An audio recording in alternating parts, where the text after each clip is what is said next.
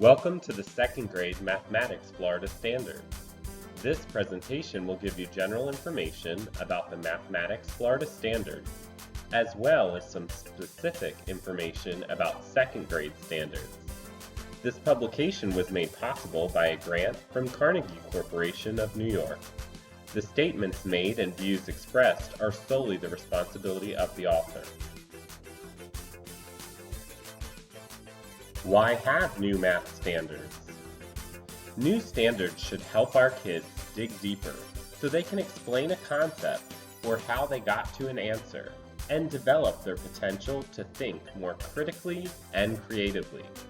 Any new standards should reflect best practices of schools, states, and countries around the world because our kids deserve the best education we can give them.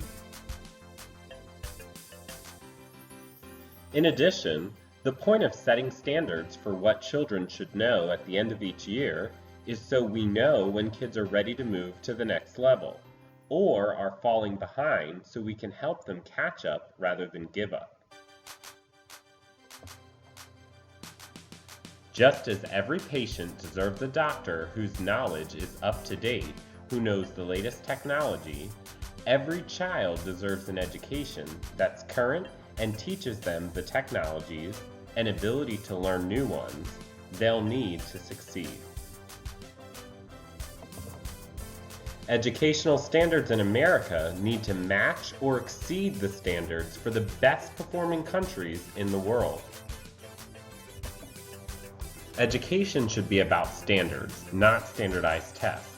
Those standards should set the bar high but be similar enough across schools so if your family takes a job across the country, is in the military and moves around, or just buys a home in a neighboring district, your child isn't either bored or disadvantaged because they don't know what's going on.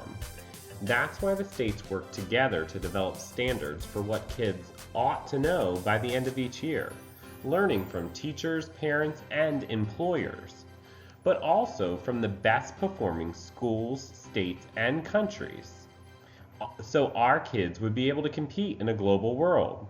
Standards don't tell any state, school, or teacher how to teach or what curriculum to use. That way, teachers can continue to use their knowledge and expertise and innovate in their classrooms. And when something works, they can share it not just with teachers down the hall, but all over the country online. It is time to return to the days when American students got the best education in the world, because when they graduate from high school, technical school, or college, that is who they will be competing with for jobs. We shouldn't be teaching or testing students on their skills for rote memorization, because knowledge is changing so quickly that tomorrow's workers will need to anticipate what is coming next and be able to transfer their skills to meet new challenges. Kids need to learn how to use their knowledge to think carefully, critically, and creatively to solve new problems and dilemmas. The Mathematics Florida Standards are comprised of two sets of standards: the standards for mathematical practice and the content standards. The standards for mathematical practice provide a solid foundation that helps to anchor your child's learning of the mathematics. The content standards change each year as the child progresses through the grade levels, which allows for continual growth and the development of mathematicians. The combination of both the content standards and the standards for mathematical practice build a solid foundation of the Mathematics Florida Standards.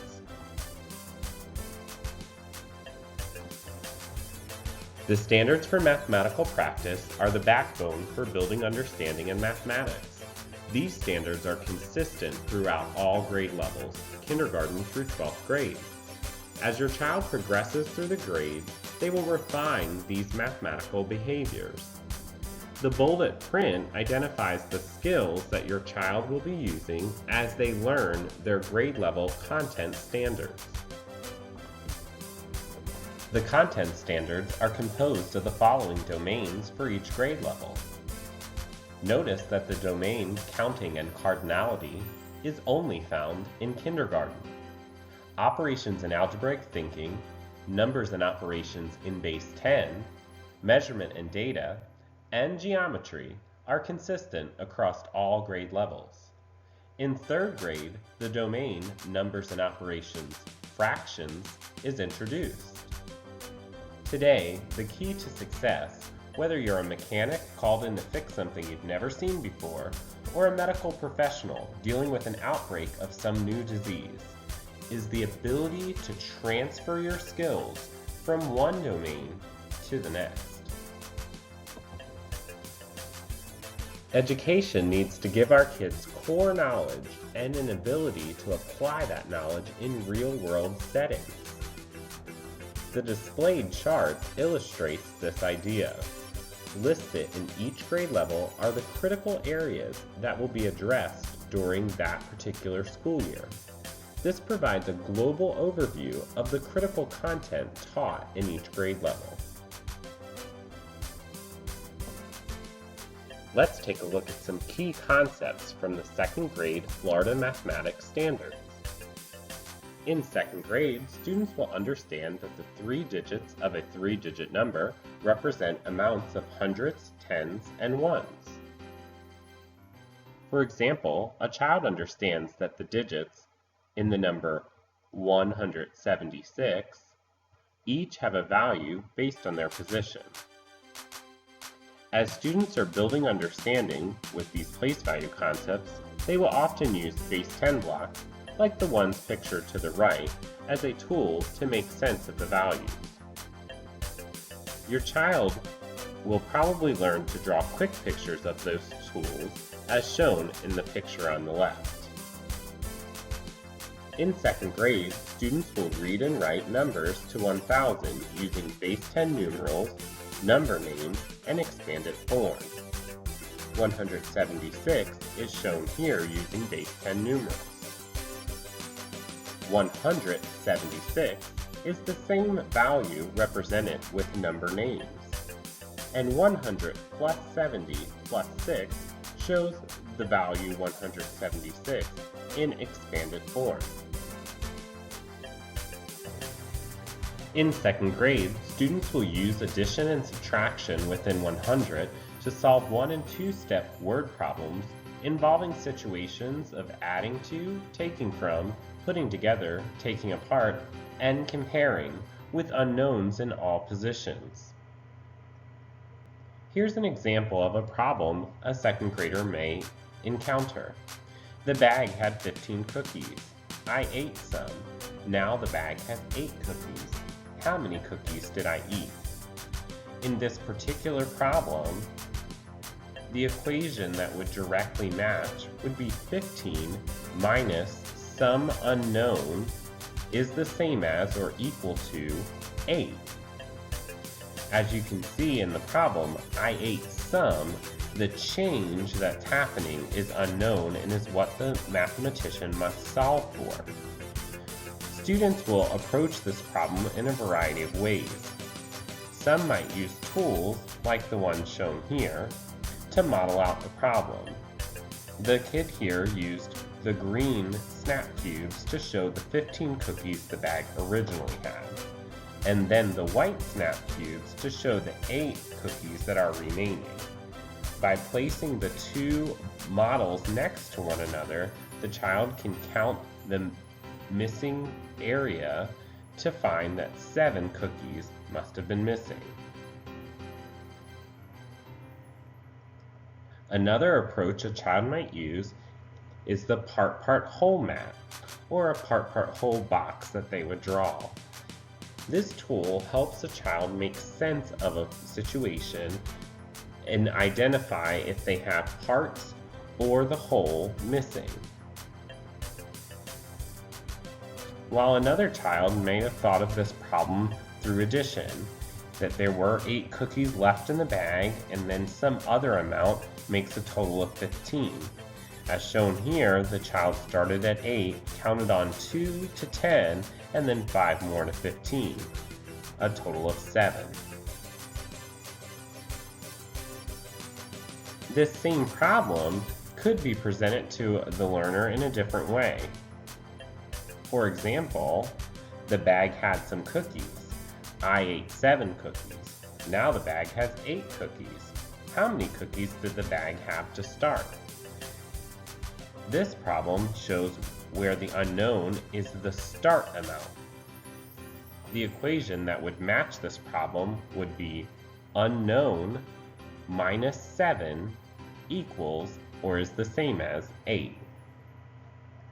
Finally, we could change the problem again.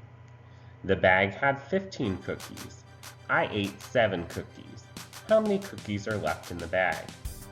Now this problem models 15 minus 7 is the same as or equal to unknown. This result unknown problem is the type of problem we are most familiar with, but students need to be successful with all problem types.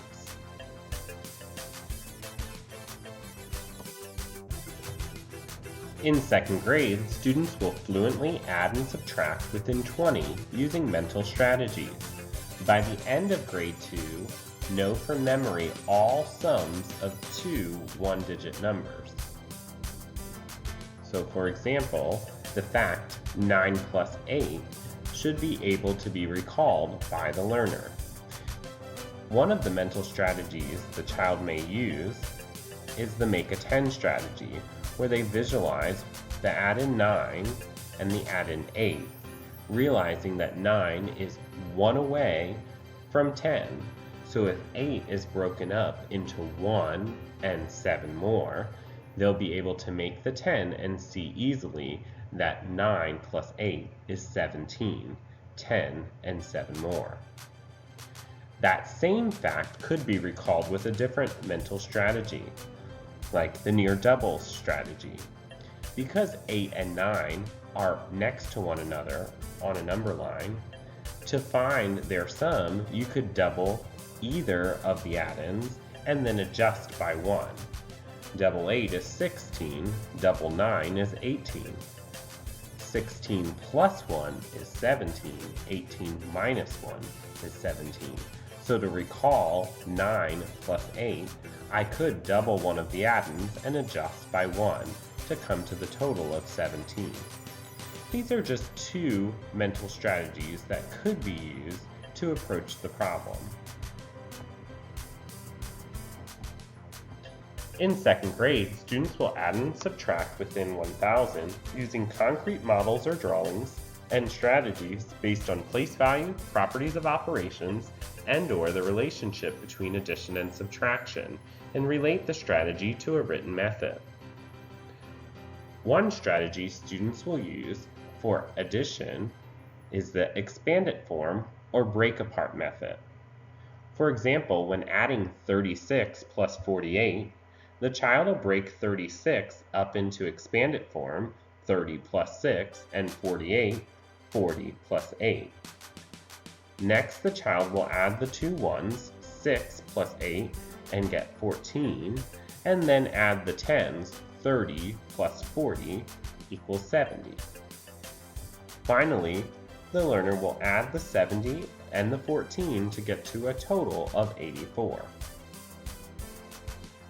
The whole point of setting standards for what children ought to know at the end of each year is so we know when kids have met those standards and are ready to move on, and so we can flag problems early so kids don't fall further behind each year and eventually give up.